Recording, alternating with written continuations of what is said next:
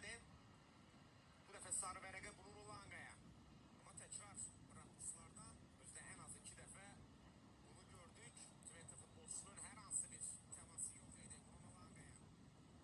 Sandriye Riyaseteş. Qarşılığı keçdi. Riyaseteş çox fəyaldı. Sol cinahda hətta fikir verin. 4 Qarabağ futbolçusuna qarşı mübarizə aparır. Mateus Silva itirdi topu. Ramiz Zerruki. Yunus Taha.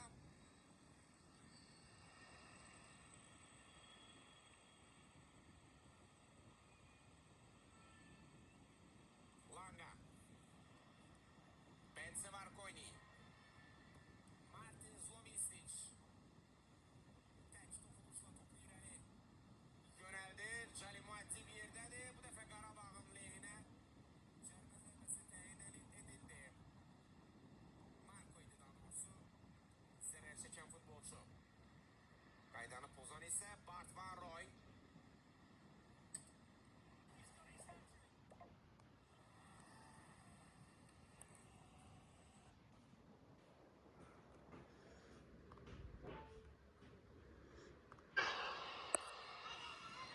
Konferans Ligası'nda 4 oyun seçildi hazırda playoff merhalesi çerçevesinde. Esas dikkat ederseniz buradaki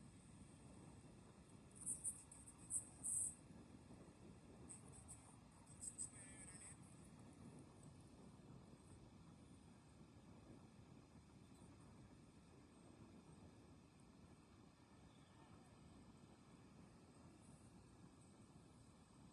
yönelim.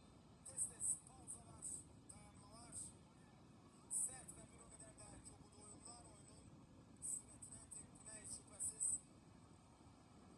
Bazı ateşlerin muhteşem çalışması desteği sayesinde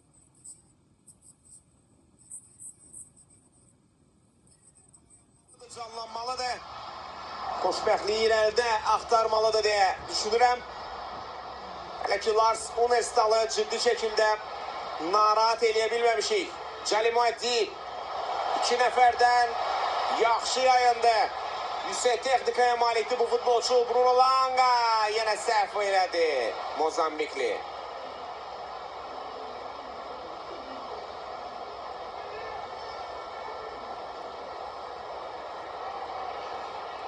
Marko Jankovic. Eda Hüseyinov.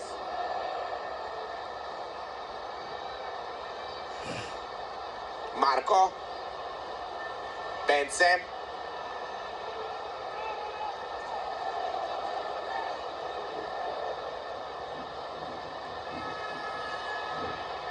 ...2014-2015 yıl mövsümündən başlayan uğurlu çıxış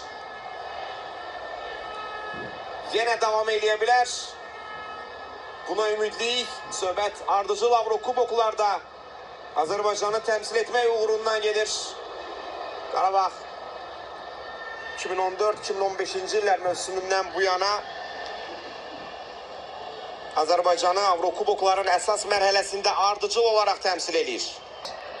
Draper kollektivlərini görmüşdük Bakıda da. O gün, bugün, o mövsüm, bu mövsüm ardıcıl şəkildə Qarabağ Avrokubokların əsas mərhələsinə vəsiqəni təmin edir, qazanır. Və bir daha təkrarlayım, əgər sağlıq olsun Qarabağ bugün də bunun öhdəsindən gələ bilsə, ölkəmiz yenə 10 ildən sonra 2 komanda ilə təmsil olunacaq Avrokuboklarda və tilsim qırılacaq. Sonuncu dəfə belə bir hadisəyə biz 2016-2017-ci illər mövsümündə şahidlik etmişdik. Qarabağ və Qəbələnin timsalında. Mərkəzə ötürdü Yunus Taha. Ramiz Zerruki. Ötürmə cərmə meydançasına Bərk alındı.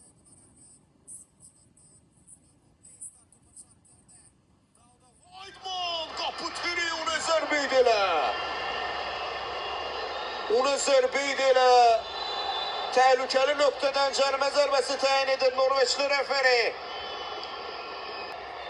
Yerindən zərbə indirdi. Top qapı tirindən geri döndü. Martin Zlomislic'in toxunuşu var idi mi orada? Parmakları değmişti deyəsən topa əvvəlcə Martin, ardınca isə Kaputiri Qarabağı qoldan xilas etdi. Amma hələ də təhlükə sovuşmayıb. Hoper, Taxanın zərbəsi, daha bir bəxt. Hətta toxunuş da var idi. Martin Zlomisic yerindən belə tərpənə bilmədi, reaksiya göstərə bilmədi. Bu rakursdan ideal şəkildə göründü, olduqca vacib toxunuş. Matheus Silva'dan. Olar. 30-cu dəqiqənin son saniyələri, 200-dən zərbə yenidən yerini bunu aradan qaldırdı Norveçli referi və Dauda Weidman növbəti dəfə topu oyuna daxil edəcək. 2-cü nöqtədən bu dəfə uzaq dirək istiqamətinə Rudneystad çata bilmədi. Yəqin ki, yenə də Weidmanın həmin o zərbəsi nümayiş etdirildi bizə. Çox təhlükəli zərbə idi. Qarşılaşmanın ən real gol fürsəti idi bu.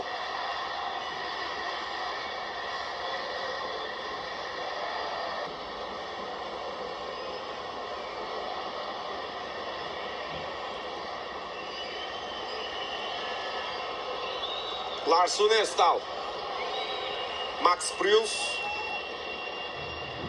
Weghorst toxuna bilmədi topa. Zlomisic, Matheus Silva.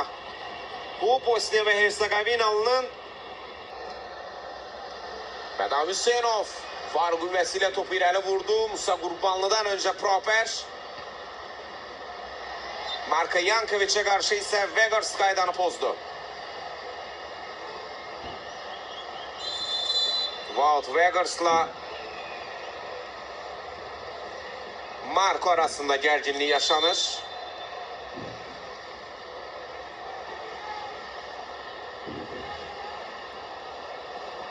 Nəhəng forvarddır Wout Weghorst.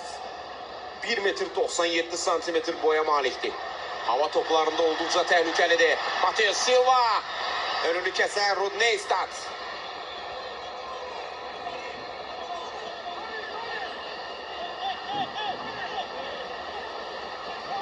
İlk dəfədir Qarabağın hücumda bu qədər çoxaldığını görürük.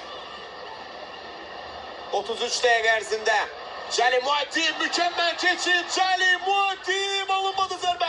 Lubatu son toxunuş. Ramiz Zerruki'dən.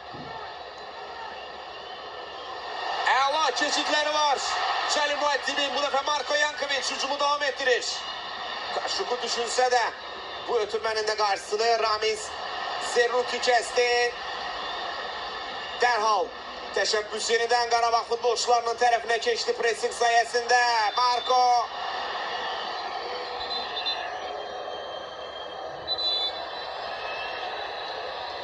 Samuel Lubatu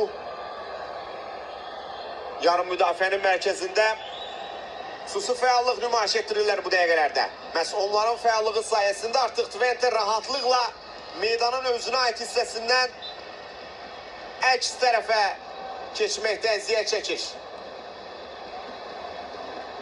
Bu baxımdan Kadi Borges'in də işi çox olacaq. Olmalıdır da yarım müdafiəni işlək vəziyyətdə və stabil vəziyyətdə saxlamaq tələb olunur. Zlomisic dərhal Matheusun önünə, o isə mərkəzlə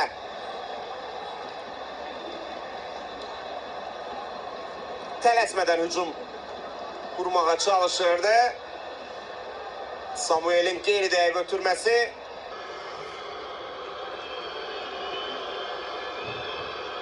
Sondre Weidman Geriden Sondre Weidman anlaşması. Bu ikili bir-birini çox yaxşı başa düşür. Bir-birləriyle yaxşı uzlaşırlar. Bruno Langa oyunun ilk hissəsi onu deməyə əsas verir ki çox çətin maç olacaq. Və Twente'nin necə ciddi hazırlaşdığını bu müddət ərzində bir daha görürük. Bir həftə bütün fikirlərini, güclərini məhz bu maça yönəldiblər, kökləniblər, hazırlaşıblar. Çempionun bu hazırlığa çıxış eləmək, əks hücumlara anındaca atılmaq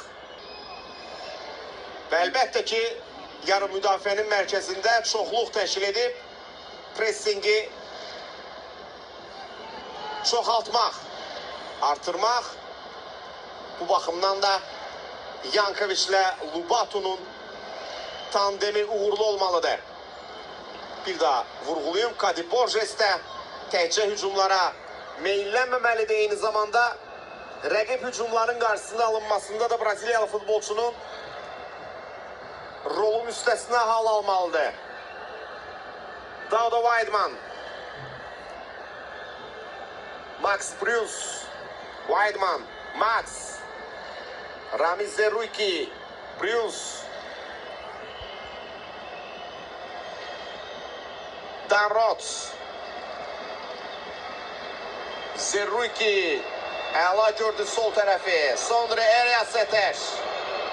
Sondre akrobatik kullanışla zərbə, bu səhv eləmirəmsə mərakeşli idi, bəli.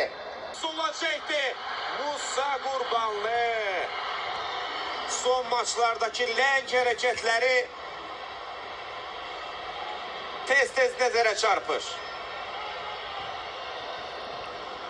Qurban Qurbanov oğlunun hazırki vəziyyətindən də danışmışdı mətbuat konferansında. Musa Qurbanlının bu maçda start heyətində yer alması realdır sualına belə cavab vermişdi Qurbanov. Məşqimiz var, ola bilər ki, sabah səhər son məşqimizi edək. İstənilən oyunçunun meydanda olmaq şansı var. Musa son vaxtlar özünü yaxşı tərəfdən göstərir. Zədədən sonra xeyli dəyişiklik olub, daha da yaxşı olmasını istəyirik, gözləyirik. Oyunçunun da buna ehtiyacı var. Çünki get-gedə tək Qarabağı deyil, Azərbaycan klublarını da ciddiyə almağa başlayıblar. Bu bizim üçün problemdir. Amma digər tərəfdən də inkişaf üçün bir sıçrayışdır. Sabahın uğurlu nəticəsindən sonra inanmıram ki, Azərbaycanın istənilən klubuna Avrokuboklarda elə-belə yanaşsınlar. Bunun faydası olacaq, ziyanı deyil. Bunları bildirmişdi Qurban Qurbanov. Qarabağın hücumu 3 nəfərlə gəlir. Musa sağ tərəfə, Cali Muəddib qəbul etdi. Önündə Rud Neystad. Cali Muəddib artıq mərkəzdədir, zərbə! Koruyanla silkələdi Fransız. Cali Muəddib bu Qarabağın 40 dəqiqə ərzində qapıya indirdiyi ilk zərbə idi. Dəqiq olmasa da hər halda təhlükəli alındı bu toxunuş. Son anda fikir verdisə, Lars Hunestal əlini çəkdi, yığışdırdı. Qapını hiss. Görüşün ikinci yarısı da gərgin, heyecanlı olacaq. İlk hissə bunu deməyə əsas verir. Nəfəs sağ cinahdan hücum formalaşdırır Twente futbolçuları. Ötürmə cərimə meydançasına qarşılayan Benze Vargoni. Dauda Weidman. Daha bir əks həmlə üçün fürsət yaranır. Kaşukardaydı. Topu da itirdi Aleksey. Yunus Taha. Zonada yan xəttin kənarında, ətrafında var gəl eləyir. Hər zamanki kimi həyəcanlı, gərginliyini göstərməməyə çalışır. Soyuqqanlılığını qoruyub saxlamağa səy göstərir. Bu isə onun rəqibi John Van den Brom. 2003-cü ildə məşqçiliyə başlayıb. Əsasən Niderland klubundakı işi ilə tanınıb. Anderlecht, Lech Poznan, Eltown, Genk klublarında da işləyib ayrı-ayrı vaxtlarda. Cərmə zərbəsi Weghorst. Fərqli seçim gördük Twente futbolçularından. Musa Qurbanlı, Kadi Borges önünə ata bilmədi topu. Ramiz Zerruiki və Proper. 45 dəqiqə tamamlandı. Daha neçə dəqiqə izləyəcəyik ilk hissə ilə bağlı. Bir dəqiqə. İtirilən müddət bir dəqiqədir. Norveçli Roy Sagi həmin o bir dəqiqəni də artırdı ilk hissəyə. Çox çətin, gərgin, heyecanlı bir ilk hissə. 45 dəqiqə izlədik. Bir dəqiqəni də bura əlavə etsək, Twente'nin artıq topa sahib olmada üstünlüyü bir qədər də artıb. 36-64% nisbətindədir bu üstünlük, bu təşəbbüs. Qapıya zərbələr 3-8, dəqiq zərbələr 0-2. Sağ tərəfdən paralel ötürmə. Küncdən zərbəyə çevrildi. Bu ilk hissədə yadda qalacaq sonuncu epizoddur. Twente'nin korneri. Üçüncü küncdən zərbəsi olacaq Twente'nin. Qarabağ isə bir dəfə də olsun künc nöqtədən top oyuna daxil eləyə bilməyib. Tam fərqli oyunla, mübarizə ilə, meydanda əzimkarlıqla yadda qalacaq və bu azarkeşləri, bu soyuq havada, yağmurlu, yağışlı havada ölkənin bir nömrəli arenasına gələn azarkeşləri qələbə sevinci ilə sevindirəcək. Bu ümidlə biz də fasiləyə ayrılırıq. Biz izləməyə davam edin. Az sonra yenidən eşidilərik. Hələlik.